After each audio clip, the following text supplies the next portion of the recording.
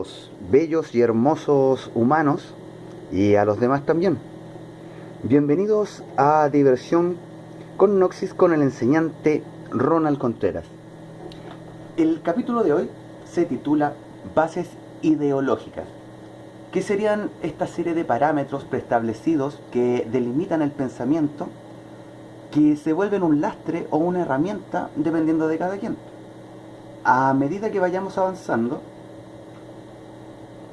se irán presentando las formas del orden natural, que espero que los lleve a entender porque estas formas son símbolos milenarios.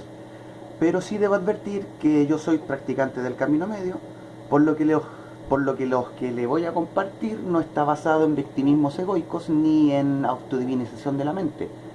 Por lo que advierto que quizás no sea del gusto de todos, como es el caso de este capítulo, donde entenderemos cómo el símbolo que es llamado el árbol del Kabbalah, que es solo un esquema del orden, y cómo este esquema puede ser usado de diferentes maneras, como sería este caso de la forma en la que yo lo voy a ocupar. Y también está este tema en que puede ser rellenado con el propósito de manipular. Al analizar las bases ideológicas, tenemos las que se basan en la creencia, como sería el teísmo o el ateísmo, la que proviene de la duda, que llamamos agnosticismo, las del conocimiento, que serían el gnosticismo, o su contrario, que sería el nihilismo, que sería la negación de la posibilidad de que el hombre logre llegar a algún conocimiento real, las que provienen del entendimiento, que entenderíamos como los senderos derecho, izquierdo y sendero medio, donde el sendero izquierdo básicamente sería la idea de que el orden es una aberración y la verdad es todo lo contrario al orden. El sendero derecho sería una idea basada en la ambición de creer de que se puede generar un orden mejor que el orden natural. Y el camino medio, que sería básicamente el nadar con la corriente, tratando de ayudar a todos los demás, a todos los que más se pueda, para que todos nademos juntos y rememos en la misma dirección. Y sería básicamente lo que nos lleva a la sabiduría, que la sabiduría realmente sería la forma en la que aplicamos el entendimiento. Y para entender esto tendríamos que comenzar desde la preexistencia del ser, que vamos a graficar con esta bolita. El tema de la preexistencia, en nuestro caso como seres, como espíritus, de esta densidad que llamamos material, con el detalle que todas las realidades son físicas para los seres que las habitan, que estaría muy ligado al concepto de la muerte, que en realidad es una ilusión de la mente mortal, ya que para poder definirse necesita los límites, donde está este interesante detalle de que a la mente se le escapan los conceptos absolutos, justamente por ser ilimitados. Y esta es la razón de por qué no podemos imaginar cosas como el vacío absoluto, la unicidad absoluta, lo infinito, lo eterno, etcétera, etcétera. En nuestro caso, la preexistencia de nosotros como espíritus podría ser que vengamos de un envase menos, ¿cuál sería la palabra? Menos desarrollado quizás que el que estamos usando actualmente, que en nuestro caso más cercano sería el tema de las mascotas. Nuestras mascotas aprenden de nosotros lo que es el amor, y gracias a eso adquieren un nuevo nivel de conciencia que los califica como para poder existir en este tipo de cuerpos. Y también está el tema de la reencarnación, que sería relativo al tema de las estancias morontiales, que es lo que yo llamaría una cuarta densidad positiva, que sería el lugar a donde vamos a ir después de morir, y dependiendo de cómo esté nuestra situación en nuestra alma, se puede dar que pasemos un periodo ahí donde se nos limpia de los miedos que aprendimos, de los vicios que adquirimos y de los egos o pasiones que desarrollamos. Y allí también está la posibilidad de simplemente aprender a través del entendimiento y ganar la posibilidad de ser digno de una densidad un poco más armónica que esta. Pero en la mayoría de los casos se prefiere aprender de forma directa en experiencias como esta, en donde se aprende a través de la práctica y no a través de la teoría. Como es un tema muy similar a como es el colegio y la práctica profesional. Cuando estamos en el colegio nos pensamos en que nos gustaría estar trabajando y estar ganando dinero para ser responsables de nosotros mismos y que nadie nos diga qué hacer. Y cuando estamos trabajando llega un momento en que las responsabilidades nos agobian y pensamos en que nos gustaría volver a estar en el colegio y no tener esas responsabilidades, que son volubilidades de la personalidad humana más que nada.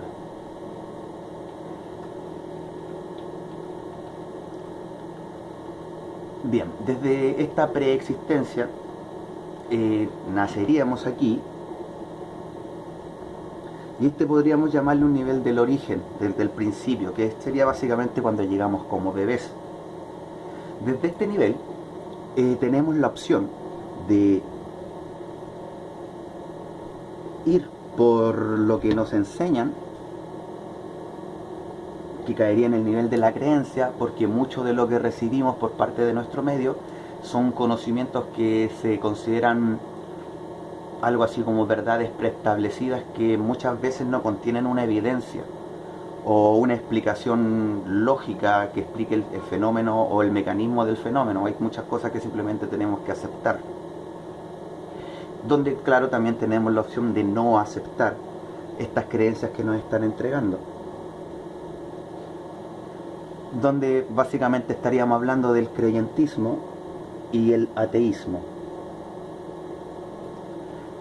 Y a su vez esto sería el nivel de la creencia. Para poder escapar del nivel de la creencia debe nacer el concepto de la duda en el ser. Duda tanto en las falencias que presenta la creencia, como dudas sobre los prejuicios preestablecidos que estamos tomando al negar la creencia. Porque una cosa simpática de la verdad es que la verdad es afín a ambos polos, en donde podríamos dejar aquí al concepto que entendemos como deísmo, que es bastante diferente al creyentismo. Coincide con el ateísmo en que no hay un creador, porque realmente la primer conciencia no creó nada. Al meterse en este tema más en profundidad, se llega a la conclusión de que la manifestación existe prácticamente por la ley de Murphy. Existía la posibilidad de que existiera la manifestación y en algún momento se manifestó. Y esa manifestación comenzó a seguir lo que la ciencia llama el principio de la conservación de la energía. Esto significa que a través de un proceso lógico intuitivo, a través del espacio que ofrece menos resistencia, a través del menor tiempo, a través de la distancia más corta y a través del menor gasto de energía.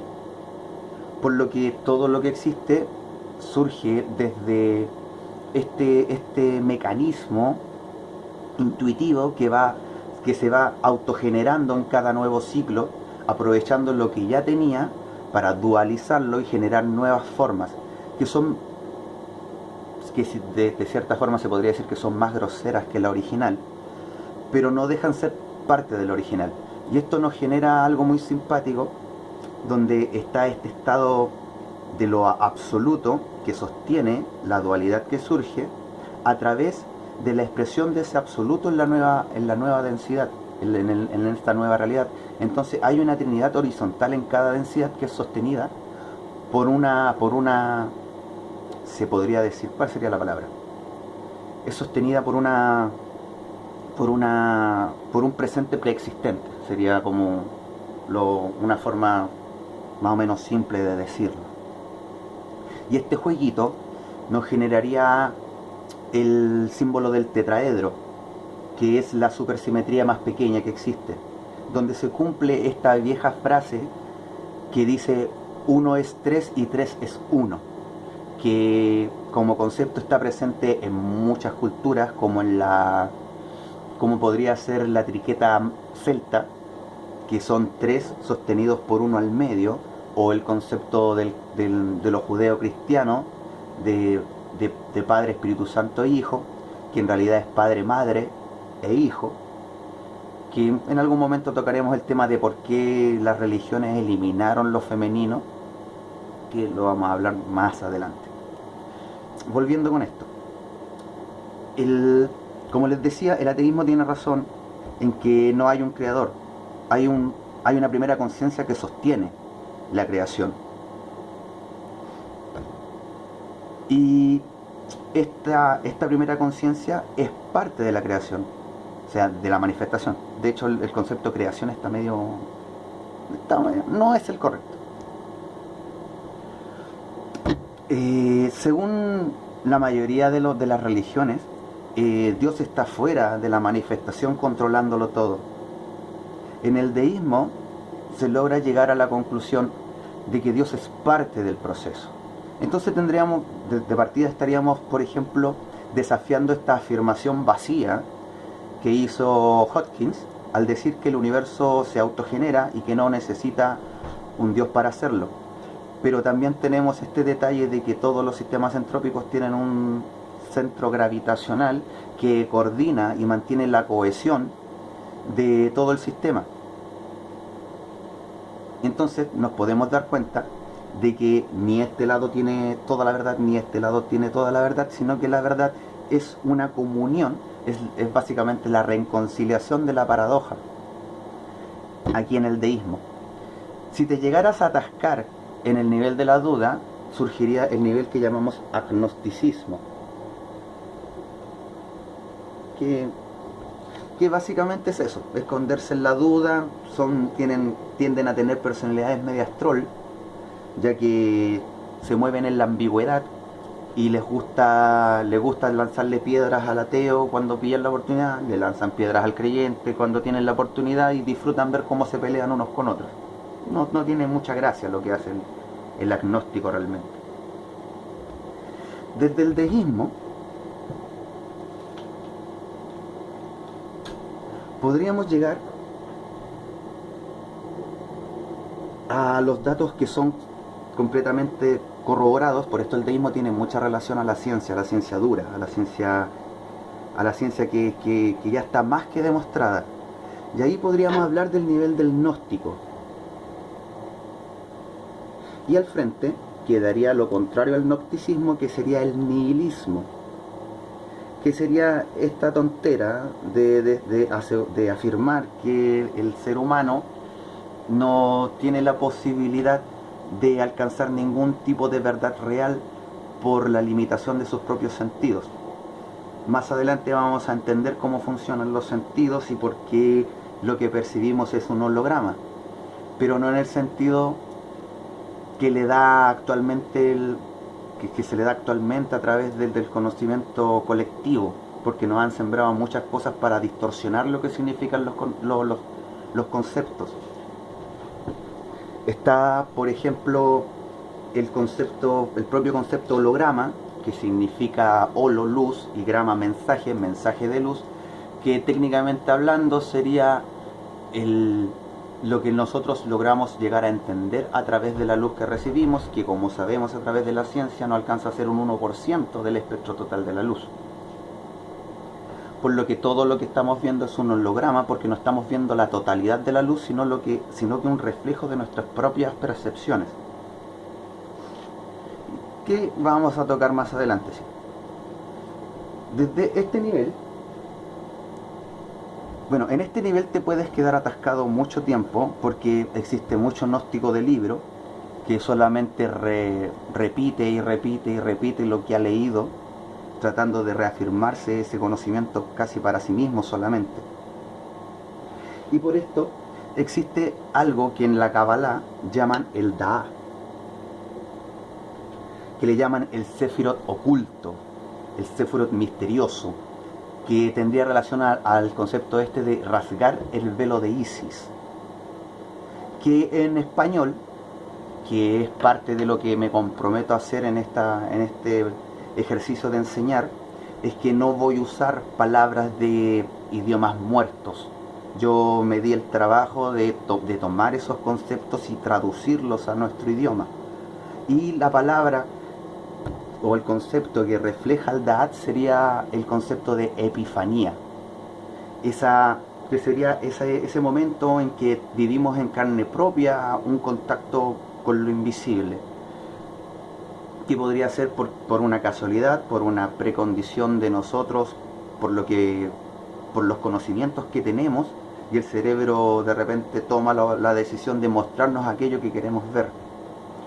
Que es muy simpático esto de que el cerebro nos muestre solo lo que creemos posible, que nos pasa mucho, por ejemplo, cuando se nos pierde algo, y no sé, pues las llaves, y juramos de guata que esas llaves no están en la mesa, y miramos un montón de veces buscando las llaves, miramos la mesa, le pegamos un paneo a la mesa y no vemos las llaves, no porque no estén allí, sino porque nosotros ya preconcebimos la idea de que las llaves no están en la mesa, y como tenemos esa idea, nuestro cerebro no nos muestra las llaves que están en la mesa, y luego pasa un tiempo cuando ya dejamos de buscar las llaves y simplemente vemos que estuvieron siempre encima de la mesa. Bien, este contacto con lo invisible, que sería básicamente el abrirnos a la posibilidad de que existan otras densidades con otros tipos de vida, con otros tipos de funcionamiento, nos da la opción de buscar ese conocimiento para nosotros mismos o para ayudar a los demás. Y en esos demás también estamos incluidos nosotros mismos. Entonces tendríamos este nivel de la epifanía. Disculpen, aquí tenemos el nivel del conocimiento.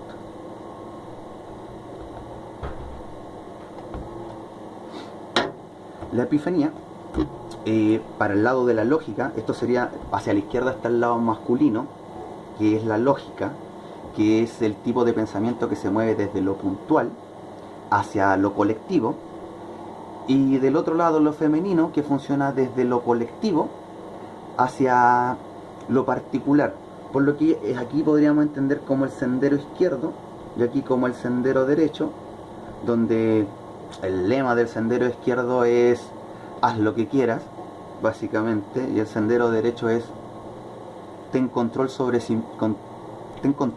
ti mismo y dejarás de ser esclavo, que básicamente es lo que plantea Buda con las 4 nobles verdades, ya que efectivamente el dolor es obligatorio. Si me mando un martillazo en la mano, me va a doler, sí o sí, pero cuánto tiempo yo decida sufrir porque me duele la mano es decisión mía. Y eso es lo que explica Buda básicamente con sus 4 nobles verdades, de que el sufrimiento es opcional. También estaríamos rescatando este detalle de que en el sendero derecho hay una ambigüedad con una forma del sendero derecho que podríamos entender como el luteranismo, en donde se tiene la ambición de establecer un orden que supuestamente para uno es mejor que el orden. Que puede ser posible, sí, siempre y cuando ese orden sea el orden, el verdadero orden, el orden natural.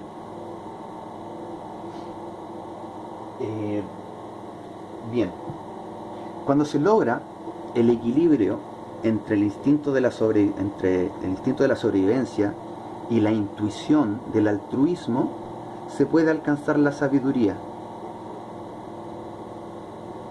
que sería... Aquí hay un detalle interesante. En el Kabbalah a este Sefirot le llaman Keter y se llama corona, porque en el Kabbalah estos Sefirot están numerados y van del 1 al 10, con este secreto que marcaría un número 11, donde nos surge este detalle de que una escala cromática tiene 13 tonos, lo que significaría que aquí nos estarían faltando 2 Sefirot más, que serían la vacuidad absoluta, y por acá arriba estaría la unicidad absoluta. Y estos 11, bueno, en realidad 12, tendrían relación a todo lo que existe dentro de los niveles relativos que están entre la absoluta unicidad y el vacío absoluto. Como espero que se hayan dado cuenta, se formó el árbol del Kabbalah, pero todavía nos faltan algunas líneas que el árbol ya tiene. En este caso sería, por ejemplo, el que desde la preexistencia y origen, que desde la preexistencia ya hayamos elegido un escenario en donde vamos a enfrentar la vida desde el creyentismo.